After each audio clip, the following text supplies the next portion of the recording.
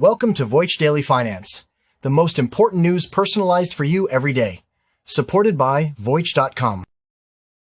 In today's episode, you'll learn about, first, today's U.S. market review. A shocking Fed rate cut sends the Nasdaq soaring to a record, but danger lurks as the market's fear gauge also surges. Is this a rally on borrowed time? Second, blockbuster $350 billion deal rocks global trade. South Korea's stunning investment in the US unveils a new high-stakes playbook. This wasn't just a deal, it was a strategic bombshell. Are other major US allies next in line to pay up or face crippling tariffs? Finally, Nvidia's hostage crisis. Trump turns band AI chips into a bargaining chip in a high-stakes battle with Xi. This shocking reversal could decide the fate of Nvidia's $10 billion China market. Is this a lifeline for the chip giant, or a geopolitical power play that puts its crown jewel technology at risk? Breaking news from Wall Street. The Federal Reserve's unexpected rate cut, coupled with a fierce showdown in mega-cap tech earnings, sends shockwaves through the markets. The S&P 500 edged up 0.23% to close at 6,890.89, while the Nasdaq soared 0.8% to a record 23,827.49 as investors digested this pivotal mix of monetary policy and corporate earnings. Why is this so crucial? The Fed's decision to slash rates by a quarter point to a 3.75 to 4% range wasn't just about stimulating growth. It exposed significant internal disagreements on the path forward, with dissenting votes highlighting a tug-of-war between inflation control and economic support. This move comes as a relief to tech investors who see lower rates as a catalyst for continued growth in high-valued sectors like AI and cloud computing. Yet, caution is warranted. The decision signals uncertainty, indicating the Fed's next move is far from guaranteed. The bond market's response was immediate, as the 10-year Treasury yield dipped slightly to 3.99%, while the more volatile CBOE Volatility Index, VIX, ticked up 3.99% to 16.42, reflecting the market's mixed sentiment. In today's sector sweep, technology was the undisputed leader. Microsoft and Amazon saw their shares climb ahead of their earnings reports, with investors eagerly awaiting insights on AI advancements and cloud growth. Nvidia continued its upward trajectory, adding 5% on AI chip demand optimism, while the semiconductor index, SOX, rose 1.5%, underscoring the sector's strength. Here's what to watch closely. First, upcoming earnings announcements from Meta and Apple, scheduled for release next Wednesday and Thursday respectively. These results will be pivotal in determining if tech can maintain its momentum. Watch if the Nasdaq can sustain above its 23,000 support level. Any breach could signal broader market weakness. Second, keep an eye on the Fed's next move at December's meeting. Should Powell hint at a pause in rate cuts, we might see a shift in market dynamics, especially if macroeconomic data continues to show resilience. For investors, the path is clear yet fraught with potential turns. As we navigate this landscape, it's crucial to stay attuned to these developing narratives. Now, let's dig into today's most important developments. South Korea just announced a staggering $350 billion investment into the United States. This isn't just a number. It's a blockbuster trade deal that is sending ripples through global markets. But that's not the whole picture. The real turning point is how this establishes a whole new playbook for global trade. Experts are calling it an investment for access policy. Essentially, it means that to get favorable trade terms, like lower tariffs, a country first has to commit to massive direct investment. This deal sets a powerful precedent that could compel other major export-oriented allies like Germany and Japan to make similar large-scale investment commitments to the US to avoid punitive tariffs. We could be witnessing a fundamental change in how global trade negotiations are conducted. Here's the breakdown. $200 billion in direct cash investment and another $150 billion for shipbuilding. And that $150 billion for shipbuilding, it's not just a random industrial investment. This is a highly strategic infusion of capital and, more importantly, South Korean expertise aimed at rebuilding America's maritime industrial capacity. The timing is critical because the US has been actively seeking to bolster its shipbuilding capabilities, which are critical for national security. This is a novel form of friendshoring a strategic sector on an unprecedented scale. For context, South Korean firms like Hanwha Ocean have already been making moves, such as acquiring Philly Shipyard, the largest commercial shipyard in the US, with plans for a comprehensive upgrade. In exchange, the United States and South Korea are slashing reciprocal tariffs from a punishing 25% all the way down to 15%. Now, you might be thinking this tariff cut will lead to cheaper prices for Korean cars or electronics. The reality is the direct impact on US consumer inflation will likely be negligible, at least in the short term. That's because headline-grabbing tariff changes are often less impactful on the final price you pay than the underlying pricing strategies of corporations and complex supply chain costs. So while this is great news for importers, it's wise to manage our expectations for immediate price relief at the checkout counter. This breakthrough comes after both sides had publicly downplayed the prospect of a deal, leaving South Korea's massive electronics, chip, and auto industries bracing for continued tariff chaos. The deal was far from guaranteed. Tensions had spiked recently, and sources confirmed the White House had increased its demands during negotiations, pushing specifically for more direct cash investments from Seoul. This is where the broader geopolitical context becomes fascinating. This US Korea deal is likely structured to serve as a strategic template for upcoming US China talks. For Chinese-speaking audiences, the implication is significant.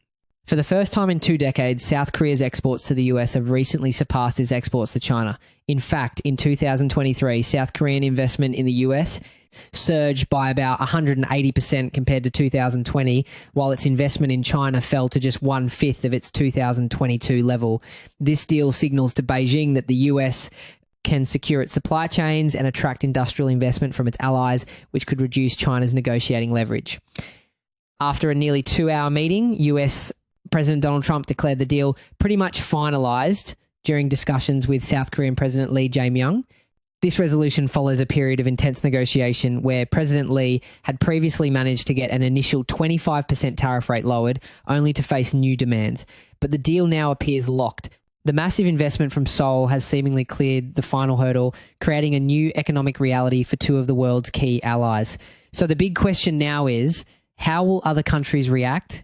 Will this investment for access model become the new standard for America's major trading partners? This could significantly impact global capital flows as more funds are directed into the US market. For investors, this could mean upward momentum for US manufacturing and technology stocks. For the economy, this influx of foreign capital could influence everything from interest rates to the strength of the dollar. The focus now shifts to see if this is a one-off blockbuster or the first chapter in a new era of global trade. The move underscores a powerful statement made by President Trump at the summit. His words define the entire high-stakes negotiation and perhaps the future of global trade itself.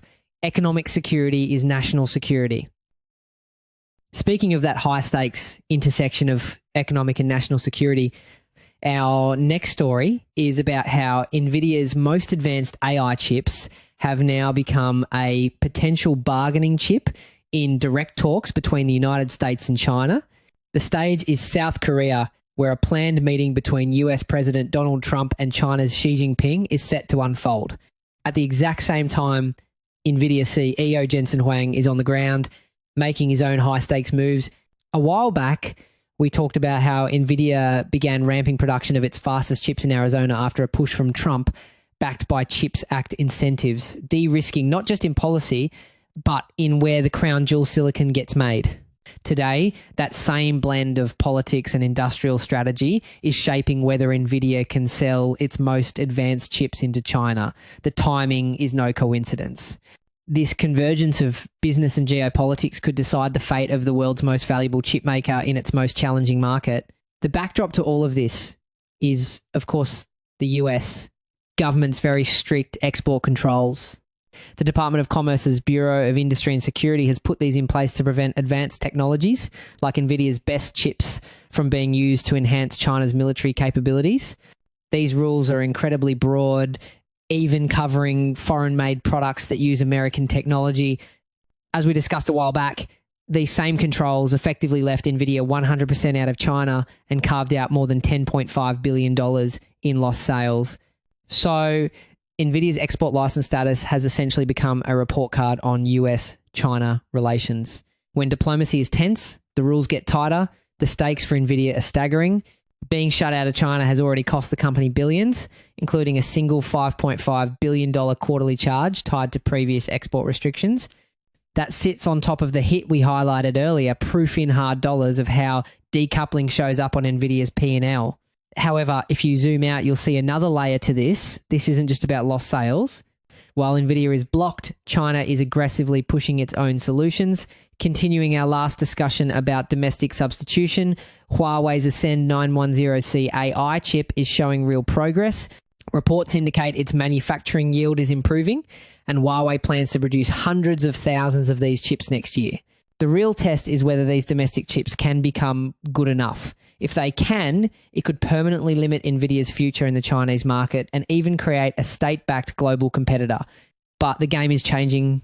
President Trump has now publicly signaled that Nvidia's most powerful Blackwell AI processors, which are currently banned from being sold to China, could be up for discussion with Xi. One analyst put it bluntly, stating that Trump considers almost everything is business, including Nvidia, effectively turning the company's flagship technology into a piece in a global negotiation. We previously analysed this dealmaker dynamic when production was nudged onshore to Arizona. Now the leverage is export access rather than factory location. While this superpower drama plays out, Huang is navigating a minefield of his own. He's meeting with key supplier SK Hynix to secure the high bandwidth memory that fuels Nvidia's systems. To really grasp the situation, you need to understand what this high bandwidth memory, or HBM, actually is. Think of it not as a flat memory chip, but as a skyscraper. It stacks multiple memory layers vertically to achieve incredibly high speeds with less power. This is absolutely essential for the massive calculations that AI models run. For a long time, SK Hynix has been the main supplier, creating a bottleneck for the entire industry. As we've noted before in the broader de-risking playbook, it's not just about where chips are fabbed in Phoenix, it's also about diversifying every critical component that can become a choke point. He's also set to meet with Samsung, whose competing memory product has not yet been certified by Nvidia, adding a layer of intense corporate rivalry to the visit. This meeting with Samsung is critical. If Nvidia qualifies Samsung as a second HBM supplier, it breaks the dependency on SK Hynix. This would increase supply, create price competition, and ultimately could lower Nvidia's production costs and boost its profit margins. It's a strategic move to de-risk a vital part of its supply chain. Deals for massive new data centers, dubbed AI factories, are also on the table. And believe it or not, this is signaling the rise of a whole new market segment, sovereign AI. This is the idea that nations must build and control their own AI infrastructure to protect their data and ensure their own economic competitiveness. They don't want to rely on foreign cloud providers. A while back, we framed this as paying a geopolitical premium, higher near-term costs in exchange for resilience and control. Sovereign AI is that premium in action. And countries like South Korea are now in a race to build up their national GPU count, making huge investments that go directly to companies like Nvidia. This creates a massive new source of demand for Nvidia, completely separate from its traditional tech customers. But all of that is now secondary. Beijing has been pushing its own companies to buy domestic chips, and Chinese regulators have raised security concerns. The core conflict is now clear. The future of Nvidia's access to the massive Chinese market and the rules for its most advanced technology may be decided not in a boardroom, but as a term in a deal between two world leaders. Looking ahead, the immediate focus is clearly on the outcome of the talks between Trump and Xi. Any change to the chip export rules will be a major signal. Beyond that, keep an eye on whether Nvidia officially qualifies Samsung's HBM. That will be a leading indicator for Nvidia's future profitability. Finally, watch the adoption rate of domestic chips like Huawei's Ascend inside China. This will tell us just how quickly Nvidia's long-term position in that market is truly eroding. And tying back to our earlier discussion, monitor how fast Arizona-based production ramps if China stays closed. Domestic capacity and diversified supplies become the safety net. That's it for today on Voice Daily Finance. Follow, share, and stay tuned for daily updates coming your way tomorrow.